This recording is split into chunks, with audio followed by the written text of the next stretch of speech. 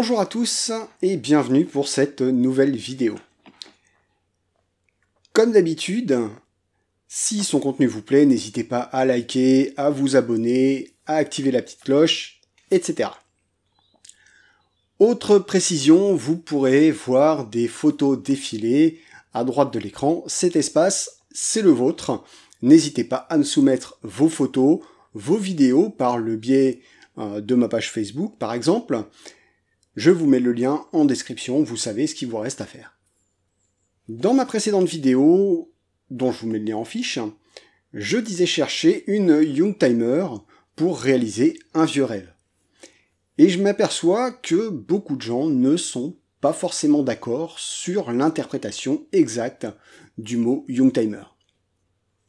C'est un sujet qui divise et je sais pertinemment que certains ne seront pas d'accord avec ce que je vais dire. Donc c'est pour ça que je veux préciser que la manière d'aborder le sujet est très personnelle et en aucun cas je veux asséner ça comme une vérité. Dans cette vidéo, on va donc voir ce qu'est une Youngtimer et aussi du coup une Oldtimer et pourquoi ces terminologies entraînent souvent un débat aussi inutile que stérile. Alors on va commencer par une petite précision. En France, un véhicule peut recevoir une carte grise collection s'il est âgé de 30 ans ou plus, s'il n'a subi aucune modification type tuning, etc. Et si la demande a bien entendu été faite auprès des organismes compétents, j'y reviendrai dans une prochaine vidéo. Ce statut de véhicule de collection n'a rien à voir avec la rareté du véhicule, son prestige ou sa sportivité, pas plus que sa singularité.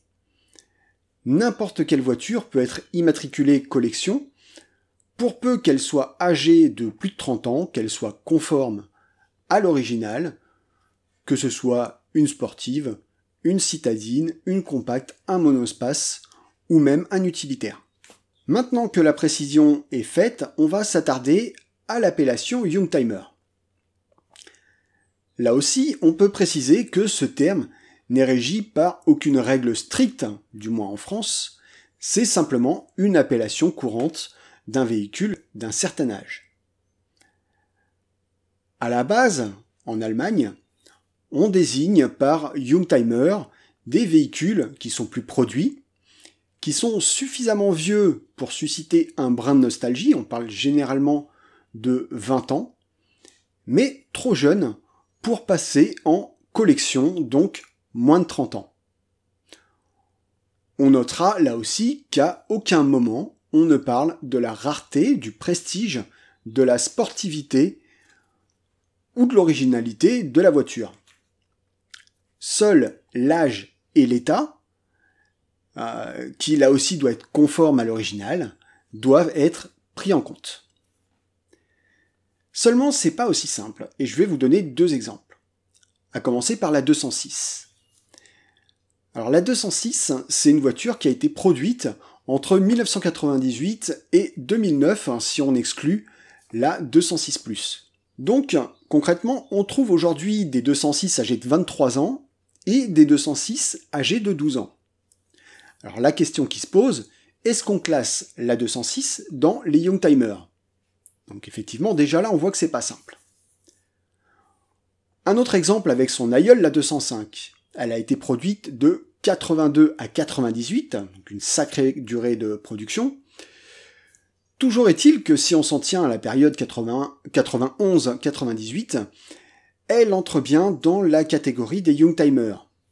Mais une bonne moitié de la production peut prétendre à une carte grise collection, enfin pour celles qui roulent encore, qui sont en état et non tunées. Alors, la 205, Youngtimer ou Oldtimer?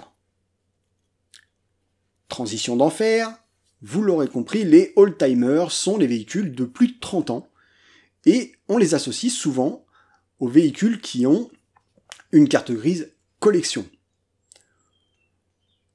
Pour autant, on continue d'appeler des véhicules des années 80, voire des années 70, des Youngtimer.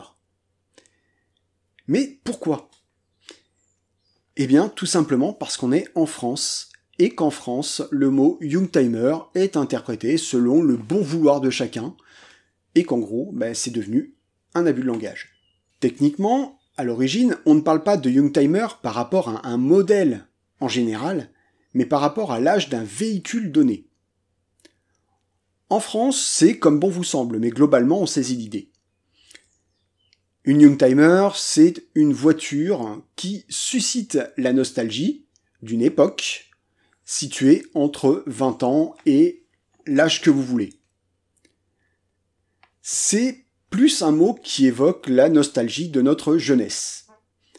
Alors pour moi qui ai 46 ans, une 205, une Golf 1, une BX ou encore une Renault 14 sont encore et seront toujours des Youngtimers. Pour les permis obtenus entre 2000 et 2005, on parlera bientôt des 206, Clio 3 ou Toyota Yaris. Bref, en France, le mot Youngtimer correspond plus à une époque de la vie du conducteur que de celle de la voiture. En tout cas, puisque l'interprétation du mot est si libre par chez nous, c'est celle que je m'en fais personnellement. Mais pour ne pas subir les foudres des puristes, je m'en tiendrai à la correspondance de l'âge de la voiture, soit entre 20 et 30 ans.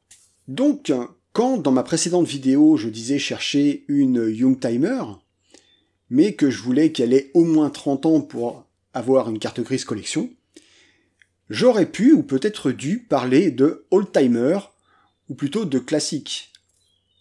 Outre-Rhin, les oldtimers sont les personnes âgées. Mais bon, l'essentiel, c'est de se comprendre, et je pense qu'on se comprend tous à peu près quand on parle de Youngtimer. Et puis l'important, c'est surtout de prendre son pied au volant d'une voiture qui nous est chère, pour quelque raison que ce soit.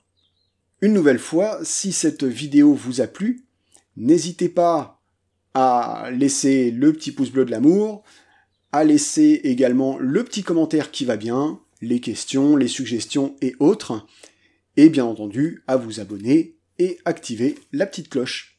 Bref, d'ici la prochaine vidéo, je vous souhaite une bonne route, et bien entendu, soyez sages au volant. Kenavo!